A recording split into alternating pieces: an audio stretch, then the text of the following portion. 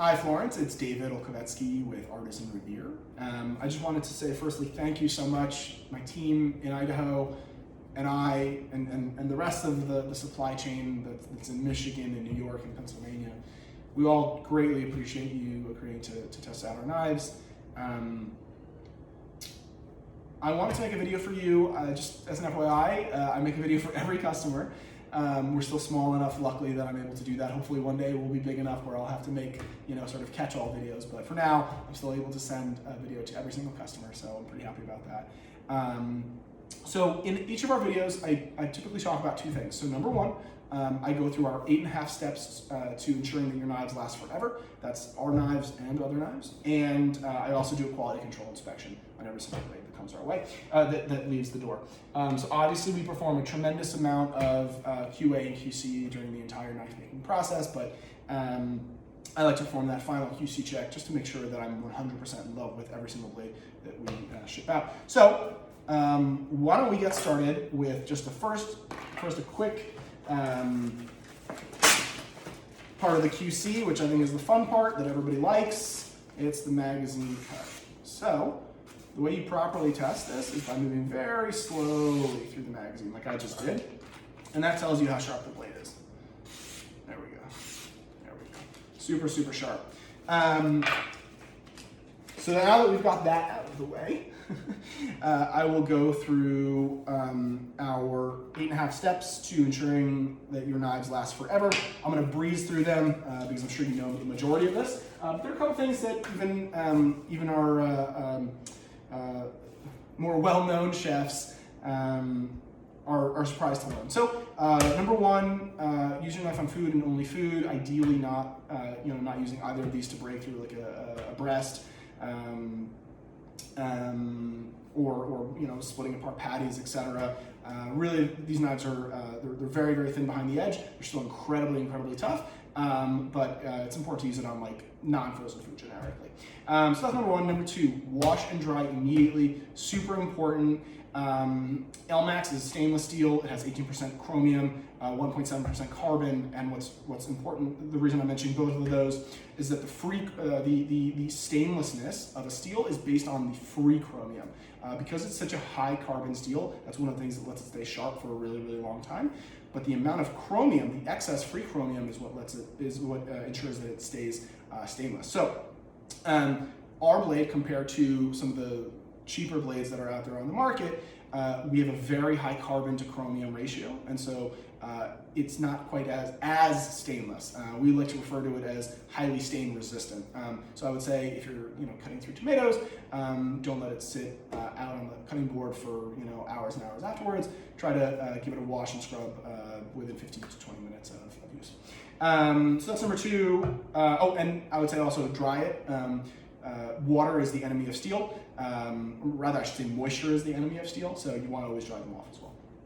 Number three, food grade mineral oil, $3-4 at Target, and buy spray bottles, which I prefer actually on Amazon. Fantastic. Really, really nice to keep a little bit of food grade mineral oil along the blade and along the handle. It's superb for wooden cutting boards as well. Richlite, the handle material, is actually 65% recycled wood pulp. So a lot of its characteristics are similar to different woods.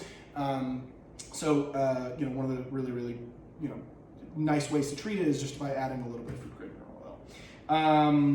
Number four, cutting boards, very important. I'm sure you know this already. Maple, walnut, cherry are the best wooden cutting boards. For any animal proteins, we always recommend using plastic. Number five, bench scrapers. So a lot of chefs we see, this is a wooden scion by the way, a lot of chefs we see will do their chopping and then their scoop with the cutting edge of the blade. That's a really good way to roll an edge. Our blade will not roll because it's hardened to 62 Rockwell. It's Elmax steel. It's incredibly, incredibly tough. However, we always recommend flipping the blade and scooping with the spine or using a bench scraper. So that's number five, bench scraper. Number six, I don't even want to go into this, but never wash it in the dishwasher, obviously. Number seven, magnetic storage is best, or sheath storage. So If you're putting it up to the magnet, you want to use the spine of the blade like this and then rotate it down. And then when you're removing it, rotate it so that the spine is making contact and remove it this way. You never want edge contact. Leather storage is great. I keep all my knives in leather as long as they're clean and dry beforehand, because leather retains moisture. As I mentioned earlier, moisture is the enemy of steel. Honing, this is super important. So a lot of our advanced knife users who are not professional chefs, and quite a few of our professional chefs as well, were pretty happy when I showed them the proper technique for honing. So a lot of cooking schools will teach it like this. A lot of cooking instructors say it doesn't matter. That's not really true. It does matter. This is a little bit dangerous in case somebody's walking in front of you, but B, if you're a little bit quick about it, like a lot of the pros are, you're actually cutting into the ceramic, and ceramic is dramatically harder than steel on the Rockwell scale. So the better way to do it, there's two better ways to do it, which I like to show. This is the French technique right here, moving away. So this is called a trailing stroke, or like so. And you would just do that 3 to 4 times prior to service. We strongly prefer ceramic over steel, although there is a brand called F-Dick that makes a really robust and very smooth steel rod as well. And then finally, once the blade is no longer, and once any blade is no longer moving through, a tomato skin or a pepper skin very, very easily, it's time to sharpen it. We've got an entire report on how to properly sharpen with the work sharp, which I'm sending you. So I'll send that to you as well, the physical version of that. So that's the knife care portion of it. Now I'm going to do our full QC inspection. So I have a little inspection card right here, which I follow. So first I'm going to check the pins, make sure that they're super flush with the blade, or with the handle, excuse me, they are. I'm going to check that there's no gaps in the epoxy. It's perfect. I'm feeling to make sure it's smooth and oiled. By the way, I'm going to clean these blades, re-oil them prior to shipping. Let's check the tip flex. I like the chef knife to be just a tiny bit flexible. Our paring knife has no flex. That's very intentional. We like to make sure that the spine is nice and smooth, that the choil is very smooth. That's this section in here. That's to prevent calluses. So Anthony Bourdain has a very famous quote. It's quite long, so I don't remember the whole thing, but basically it says, you can always tell a chef by their calluses. Part of our mission is to eliminate them. I can't imagine sitting in a car and having like a rock poking into my back. The same thing here. I can't imagine, I can, because I have plenty of knives from other companies. I really dislike having really, really rough spine and really, really rough edges, choil, excuse me. So we do that. Then of course we check for balance. So you can see the knife balances perfectly. We like to balance right in front of the handle. That's super important for a chef knife. That gives you the perfect balance between power. Having, if this blade were really blade heavy, like a cleaver for instance, it'd be very powerful, versus a blade that's really handle heavy, which would have a tremendous amount of control but very little power. We want the balance to be right in the middle there. Let's do a quick. We don't even need to do this because I just did the magazine check, but I'm also going to check edge grind. So I'm just checking it against the light and then checking for straightness. That's really, really straight.